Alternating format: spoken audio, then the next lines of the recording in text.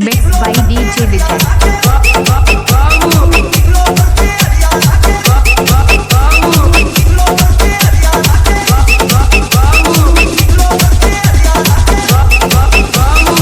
मैं किसी और को क्यों देखूं? मेरी बाबू किसी से कम है क्या?